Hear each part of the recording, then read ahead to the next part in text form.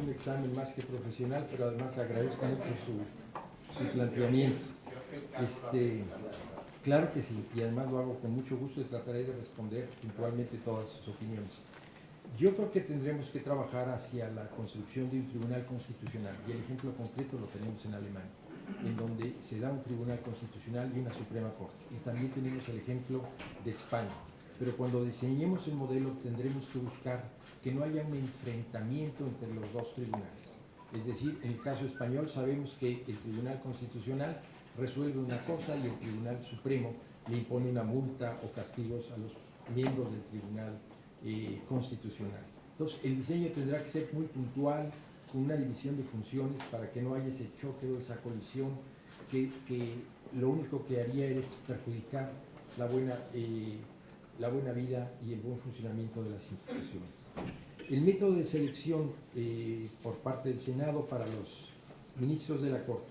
Hay muchos métodos y vale la pena estudiar los textos y las conclusiones que ha habido por parte del Instituto de Investigaciones Jurídicas, que han hecho un mapeo a nivel mundial de cómo se seleccionan a los ministros de la Corte.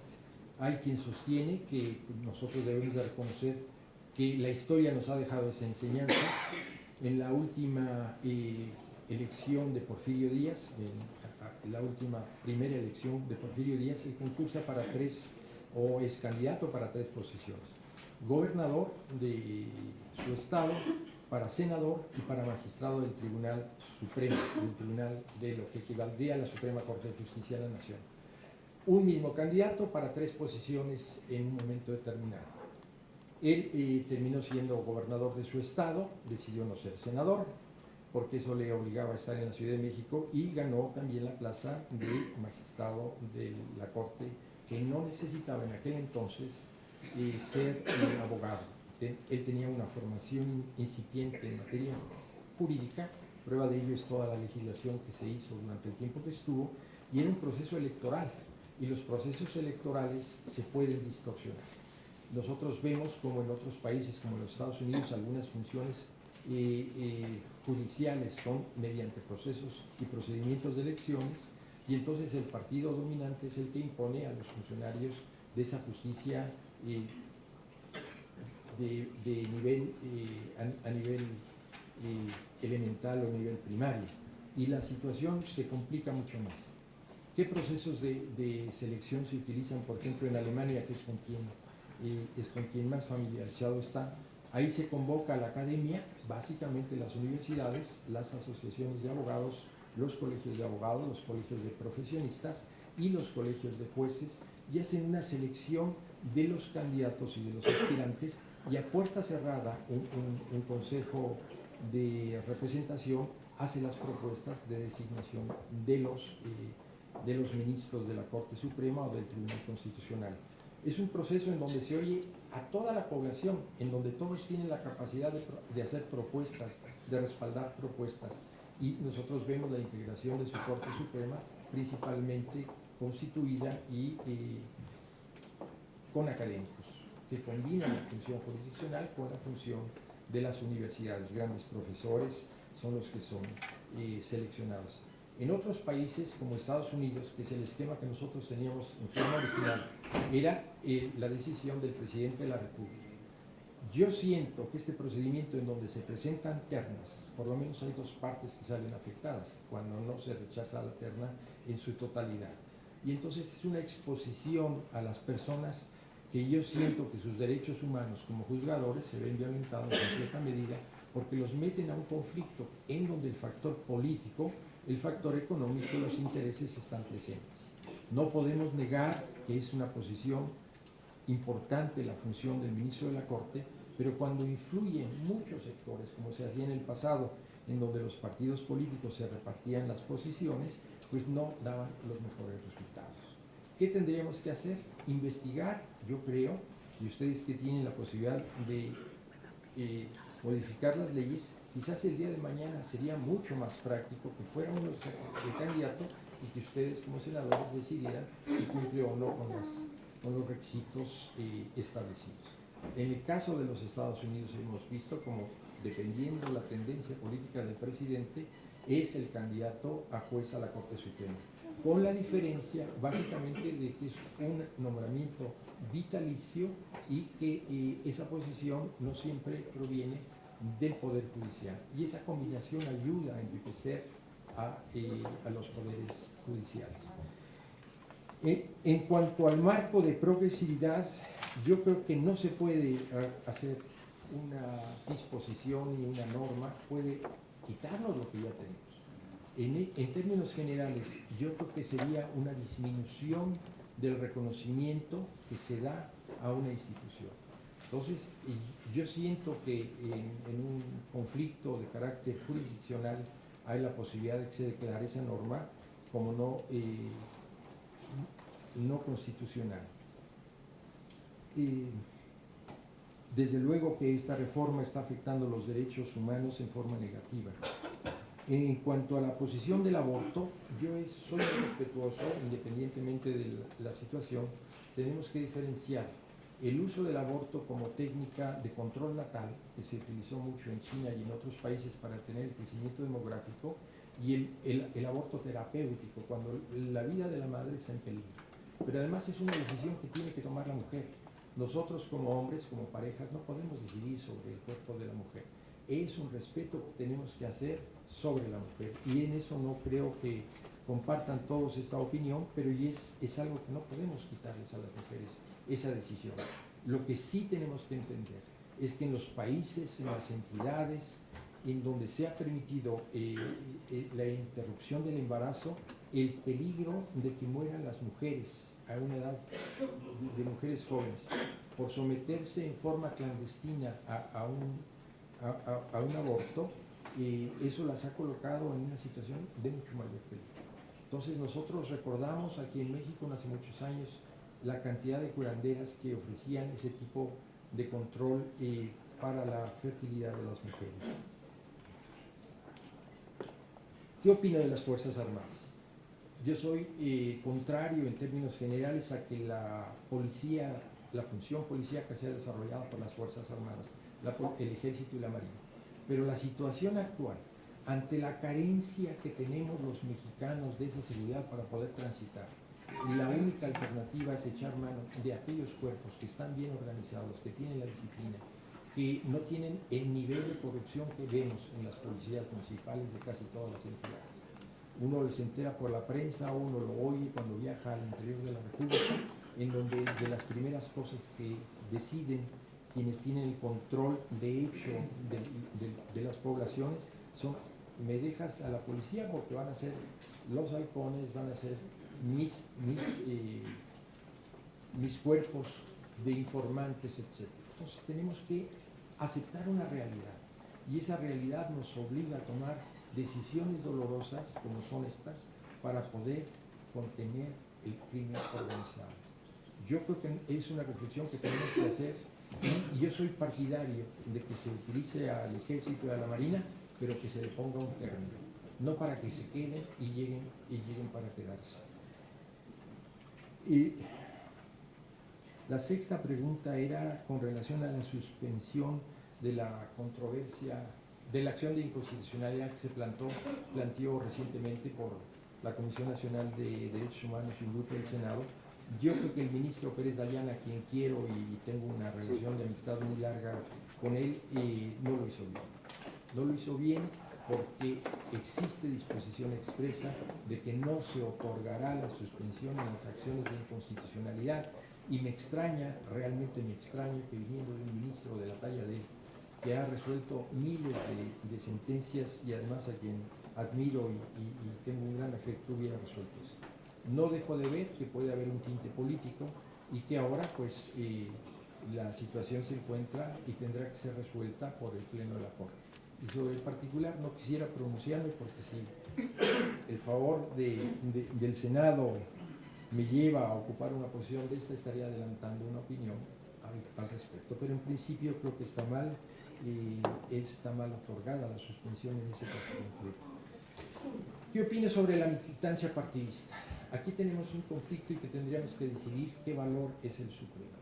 Yo siempre he sido partidario de que en materia de formación de los cuadros del Poder Judicial deben de estar alejados de toda militancia partidista. Eso no quiere decir que no puedan tener simpatías hacia un partido o hacia otro. El problema es que si nosotros partidizamos la administración de justicia, tenemos la posibilidad de vernos contaminados en nuestras decisiones. Yo no quisiera señalarlo, pero es algo que nosotros vivimos muy de cerca en algunas épocas en donde el control del Estado era muy férreo y los jueces y magistrados formaban parte de un apéndice de un partido político. Entonces, por eso fue una de las grandes oposiciones que hubo en nuestro país a la colegiación obligatoria. Había una agrupación de abogados al servicio del Estado en donde los funcionarios judiciales tenían que formar parte de los cuadros de los partidos políticos. Y eso afortunadamente se creó conciencia, se tomó conciencia y se fue alejando la militancia partidista dentro de los actos de los partidos políticos. ¿Qué visión tengo de la equidad de género? Yo creo que la equidad de género es algo que hemos luchado todos, queremos que sea algo que esté presente en la formación de nuestros cuadros, pero lo más importante tiene que ser la capacidad. Cuando se hace un reparto por cuotas y no está presente la capacidad, yo creo que es un gran error, porque lo que debemos de buscar es quién es capaz y quién no es capaz. No tanto el aspecto del género, es un ideal que tenemos, que todos los órganos de gobierno y todas las instituciones estén representadas los hombres y mujeres.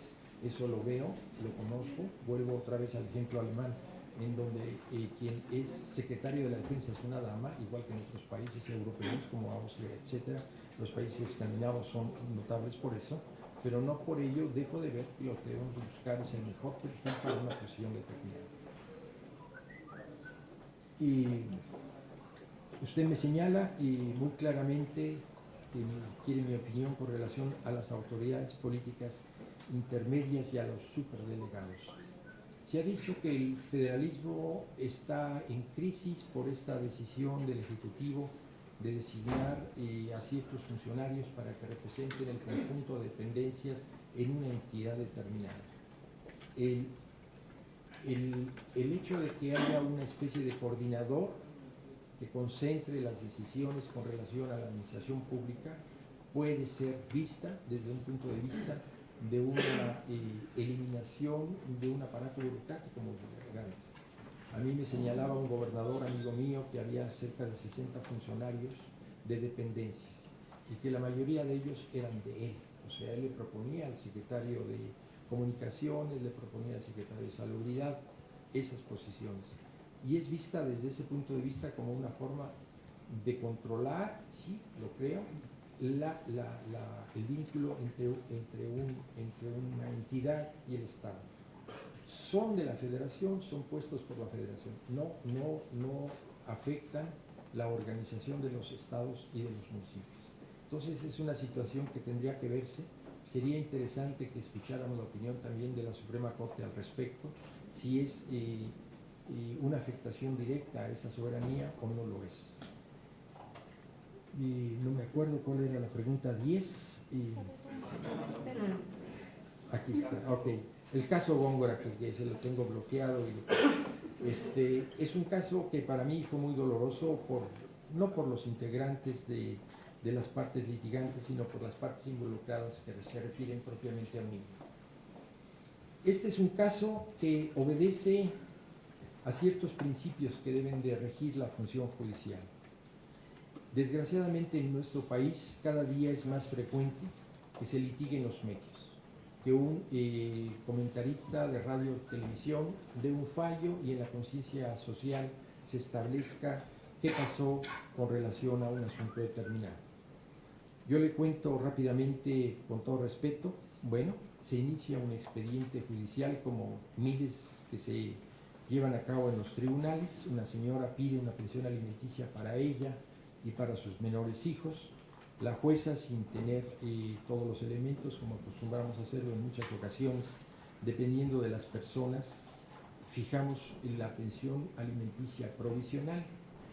La señora jueza, la jueza segunda de lo familiar, fijó una pensión alimenticia en un 35% de los ingresos provenientes de la pensión de un ministro de la Corte, de las regalías que se producían por las obras que él publicaba en una editorial importante del país, por los ingresos que provenían de su cátedra y de sus clases y de su, parece ser que era profesor de tiempo completo, de todas las inversiones bancarias en México y en el extranjero, y de todas las utilidades, rentas y productos que tuviera de los ingresos de este señor. Se fija, la pensión alimenticia nos pareció alta en un 35%. El papá de los niños se inconforma con todo su derecho, llega la resolución a la cuarta sala. La señora se queja mucho tiempo después de que había una relación de amistad con el ministro correspondiente o exministro en aquel entonces, y nosotros resolvemos analizar las pruebas que ella aporta. 340 pruebas, 400 pruebas, se analizan una a una si se acreditaba que esas facturas correspondían a los alimentos de los menores, si eran una forma de demostrar las necesidades de los menores, y nos pareció que la suma había sido un poco elevada. Dividimos la suma de las facturas entre el tiempo que trataba ella de probar, más de 6 meses. Consideramos que la acreditación de los alimentos para los menores era entre 12 y 15 mil pesos, pero el señor, cuando contesta su demanda, él confiesa que venía proporcionando 50 mil pesos mensuales. Entonces nosotros dijimos, si el señor reconoce que durante años ha proporcionado 50 mil pesos más los gastos de vivienda, los gastos de médicos, etcétera, pues le dejamos como pensión alimenticia provisional la cantidad de 50 mil pesos. La señora se inconformó porque los abogados pensaban que deberían de darle 3, 4 veces más, y fue el expediente enviado ante un juez de distrito. La jueza de distrito, la jueza primera de distrito, una jueza muy cuidadosa, hace un análisis puntual de las quejas de la señora. Se quejaba de que se le había rebajado el monto, se quejaba de que la resolución tendría que haber sido colegiada, se quejaba de que había habido un tráfico de influencias porque seguramente yo tenía una relación de amistad con el señor, y se quejaba de la celeridad con la que se había resuelto el asunto. La celeridad no la impone la norma, y dentro de los plazos que me establecía se resolvió la controversia. En cuanto a la acusación y a la queja de ella de que había una relación de amistad, había las instancias para poder pedir que el funcionario judicial se excusara. En cuanto a que había sido rápida la resolución, como decía yo, se dictó la resolución en tiempo y en forma. Y en cuanto al monto, la jueza hace una revisión puntual en una de las sentencias más estudiadas por parte del Poder Judicial Federal, y la jueza decide confirmar la resolución en cuanto a la pensión alimenticia. ¿Qué es lo que pasa? Que cuando la señora tiene una audiencia con la jueza de primera instancia, y en las preguntas que se le formulan se establece que había recibido una cantidad de varios millones de pesos para la adquisición de una vivienda para los niños, la señora confesó que la había puesto a su nombre porque se trataba de menores de edad. Entonces, esos fueron los elementos que toma el papá de los niños para denunciarla penalmente por abuso de confianza. Esa parte no tiene que ver nada con la parte familiar, es una denuncia que se sigue por una vía distinta. Y lo más importante de todo, la señora se queja del expediente civil y penal en la Comisión Local de Derechos Humanos, y dicen que no existen elementos para poder tener conocimiento de la queja. En parte desechan la solicitud de investigación, y la señora, en uso de sus facultades, acude a la Comisión Nacional de Derechos Humanos pidiendo la revisión del expediente. Ese caso, que estuvo ventilado en los medios por casi un año, pues nosotros vemos que es motivo de una resolución de la Comisión Nacional de Derechos Humanos, que concluye en una recomendación para el jefe de gobierno de la Ciudad de México, para el presidente del tribunal, en donde se señala que la resolución en materia de pensión alimenticia había sido dictada conforme a derecho. No hace ningún señalamiento de que hubiera habido tráfico de influencias, abuso, que se hubiera dictado mal la resolución, sino era una resolución perfectamente apegada a derecho.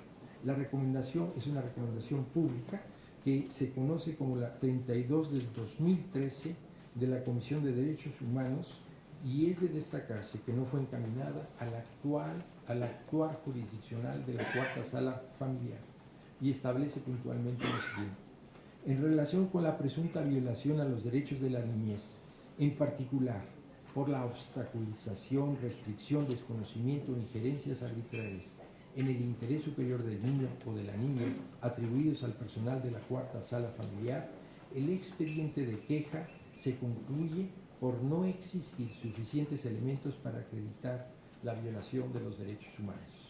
Carmen Aristegui, que fue una comentarista que trajo durante mucho tiempo este expediente, me pidió una entrevista, yo accedí a hablar con ella y me pedía que acudiera a los medios.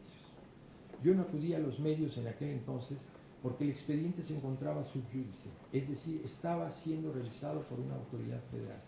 Y además incurriría yo en una violación del principio de privacidad que debe de existir con relación a los menores, a las partes, y defender ese interés superior de los menores.